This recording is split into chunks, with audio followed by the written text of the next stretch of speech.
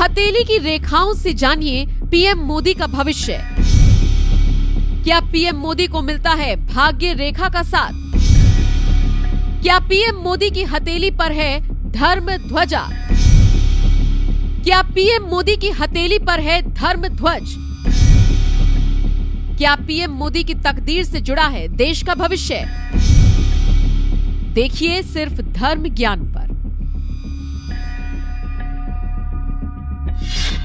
नमस्कार, धर्म ज्ञान के दर्शकों का स्वागत है। मैं हूं आपके साथ कविता राणा। मेरे साथ मौजूद हैं आचार्य मयंक शर्मा जी। मयंक जी, स्वागत है आपका। धन्यवाद कविता जी। सभी दर्शकों को सादर नमस्कार। भविष्य को जानने के लिए हम कुंडली का सहारा लेते हैं। हम कहते हैं कि वैदिक ज्योतिष एक तरह से ब्लूप्रिंट होता है जो व्यक्तित्व को बताता है, आपके भविष्य के बारे में बताता है कि भाई आने वाला समय आपके लिए कैसा होगा। और आज जो कि हम बात कर रहे हैं पुनः अपने देश के प्रधानमंत्री नरेंद्र मोदी जी के बारे में, तो आज हम मयंक शर्मा जी से ये जानने की कोशिश करेंगे कि पीएम मोदी की जो हस्त रेखाएं हैं वो उनके व्यक्तित्व को, वो उनके भविष्य को कितना बताती हैं। हस्त रेखाओं में ऐसी कौन कौन से रहस्य छिपे हुए हैं जो पीएम मोदी को एक कर्मशील प्रधानमंत्री, तर्कशील प्रधानमंत्री, आपका कह सकते हैं कर्मठ नेता, प्रधान सेवक और लोकप्रिय नेता और सबका चहेता उन्हें बनाती है। और कहा तो ये भी जाता है कि पीएम मोदी जी की हथेली में भाग्य रेखा नहीं है, लेकिन भाग्य रेखा नहीं है फिर भी आखिर किस प्रकार से पीएम मोदी जी आज सफलता की बुलंदियों पर है, इसके पीछे उनकी हस्त रेखाओं का राज क्या कहता है, आज हम जानने की कोशिश करेंगे जी मयंक जी से। तो मयंक जी, हथेली की रेखाएं, लकीरें मोदी जी की क्या कहती है, मैं आपसे जानना चाहूंगी। और मैं आपसे ये भी पर्सनली भी आपसे जानना चाहती हूँ कि हमारे हाथों की रेखाएं क्या सच में हमारे आने वाले कल को हमें पढ़ना सिखाती हैं? जी बिल्कुल। देखिए, अगर पामिस्ट्री की बात करें या हस्त रेखा की बात करें तो रेखाएं जो हैं व्यक्ति के जीवन में निरंतर बदलती रहती हैं। अच्छा, बदलती रहती हैं। अगर आप अपने हाथ की रेखाएं देखेंगे अब से 6 महीने बाद या साल भर के बाद कुछ रेखाएं जो हैं हट जाएंगी और कुछ नई रेखाओं का जन्म होगा। तो रेखाएं समय के अनुसार बदलती रहती हैं। व्यक्ति का भविष्य, उसका भूतकाल, उसका प्रेजेंट काल, ये हाथ की रेखाओं से हम काफी हद तक जज कर सकते हैं जी।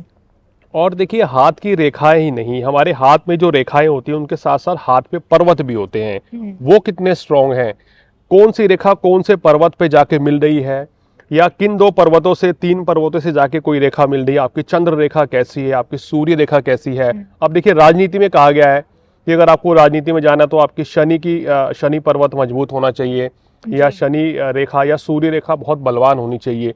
अगर वो भाग्य रेखा से मैच कर जाए या भाग्य रेखा से जुड़ती हुई सूर्य पर्वत पे या शनि पर्वत पे चला जाए तो व्यक्ति राजनीति में, समाज सेवा में शिखर पे होगा।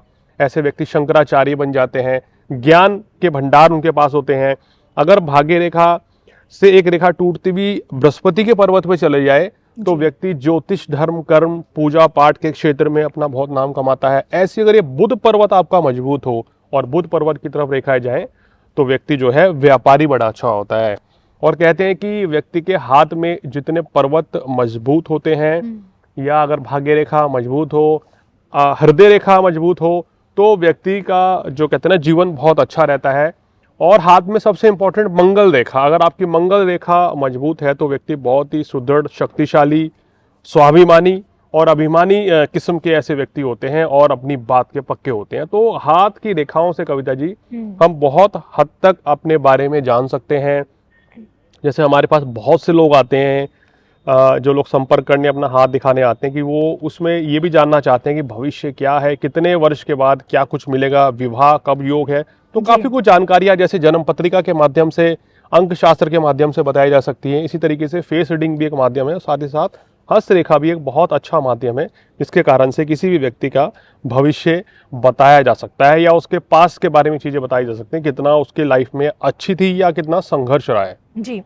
मुझे याद है, मैं एक बार भारत के जिन्हें नास्ट्राडामस कहा जाता है, हालांकि अब वो नहीं है, बेजान दारूवाला जी बहुत ही फेमस एस्ट्रोलॉजर हैं, आप भी उन्हें जानते होंगे। उन्हीं का मैं एक आर्टिकल पढ़ रही थी और उन्होंने बताया कि उस आर्टिकल में लिखा होता, मेंशन था कि जब बेजान दारूवाला जी ने जब पीएम मोदी जी का हाथ देखा उस वक्त, तो उन्होंने कहा कि मोदी जी के हाथों में लकीरें कम है, पर्वत बहुत ज्यादा है, उठे हुए पर्वत है। तो मैं आपसे जानना चाहती हूँ, कहा तो ये भी जाता है कि मोदी जी के हाथ में धर्म ध्वजा भी मौजूद है। तो मोदी जी के हाथों की लकीरें क्या कहती हैं, जो आपको लगता है, जो कई बार जो हमें फोटोज जो देखने को मिलती है उनके हाथों की लकीरें जो सामने जो आती है उसको लेकर? देखिए कविता जी, आम तौर पर हम कोई भी हाथ देखते हैं जी। उसमें भाग्य रेखा अगर सीधी हो और लंबी हो तो व्यक्ति को बहुत भाग्यशाली कहा जाता है। यानी कि भाग्य रेखा जो है या तो शनि पर्वत से निकलकर और मणिबंध तक जाए जी। तो हम कहते हैं कि ऐसा व्यक्ति बहुत भाग्यशाली होता है। लेकिन अगर भाग्य रेखा है ही नहीं हाथ में, या भाग्य रेखा 3 भाग में कटी हुई है, या भाग्य रेखा बहुत छोटी छोटी है 4-5 भाग में, तो कहते हैं कि ऐसे व्यक्ति का ऐसा नहीं कि भाग्योदय नहीं होगा, भाग्योदय होगा, लेकिन जीवन जो है बहुत संघर्षपूर्ण रहता है। व्यक्ति अपने शुरुआती जीवन में बड़ा संघर्ष करके आगे बढ़ता है और बड़ी सफलता अर्जित करता है।